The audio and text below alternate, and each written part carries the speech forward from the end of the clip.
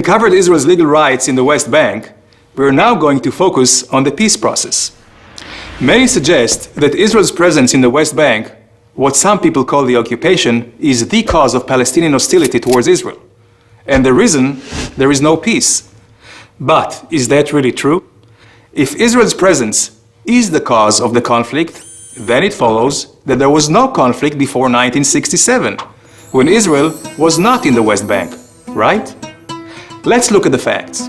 The PLO, the Palestinian Liberation Organization, was created in 1964, when the entire West Bank and Gaza was in Arab hands. Why create the PLO in 1964, when Israel has no presence in the West Bank and Gaza? What Palestine were they liberating? The PLO emblem gives us the answer. The PLO was created to remove by force the entire state of Israel from the map of the Middle East, a goal clearly stated in their charter. This goal was not new. The PLO was continuing a long Arab history of saying no.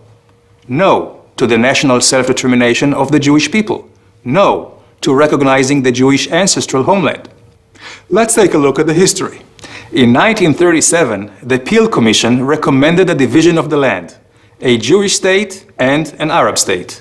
The Arab portion would include 96% of the territory that the League of Nations had originally designated for the Jewish homeland. This included far more than just the West Bank. However, instead of accepting the Jews as peace partners, the Palestinian leader Haj Amin al-Husseini said no, and found a partner whose vision was closer to his own. In 1947, the United Nations recommended the partition plan, which again offered the Arabs far more than just the West Bank. The Jews said yes. The Arab leaders again said no, and launched a war of extermination. Israel won that war, established the state, but did not know a day of peace, despite the fact that its Arab neighbors held the entire West Bank. The Arabs continued saying no.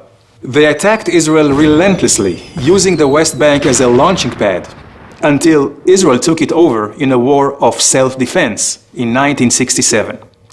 After the war, the Arab League rejected all attempts at peace. They continued to choose force over negotiation.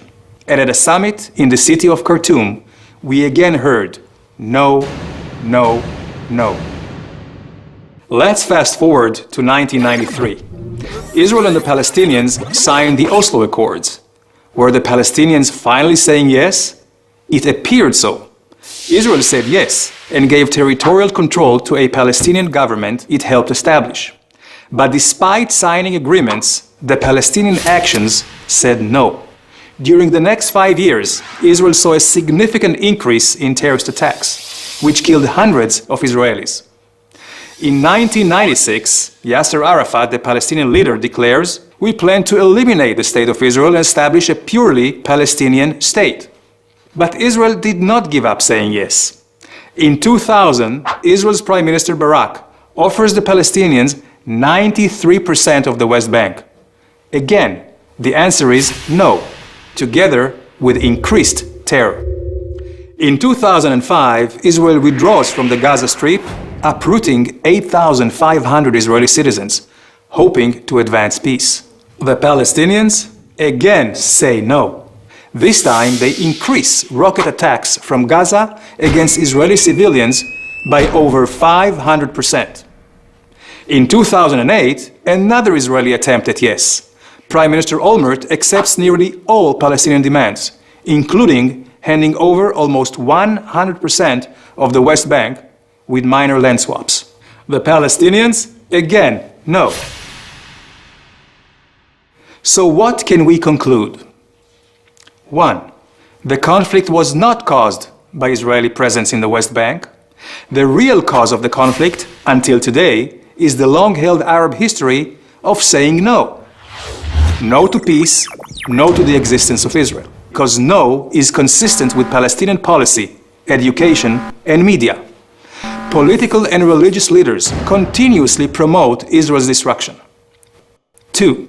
Israel has said yes for decades and has proven that by signing peace with Jordan and Egypt. So, where do we go from here? How do we achieve peace? With some goodwill, mutual recognition of the right to self-determination, and real compromises on both sides. Israel, for its part, will continue saying yes to a real and enduring peace. But for the peace process to succeed, the Palestinians will have to give up their uncompromising choice of force over negotiation and of choosing no over yes. It's about time.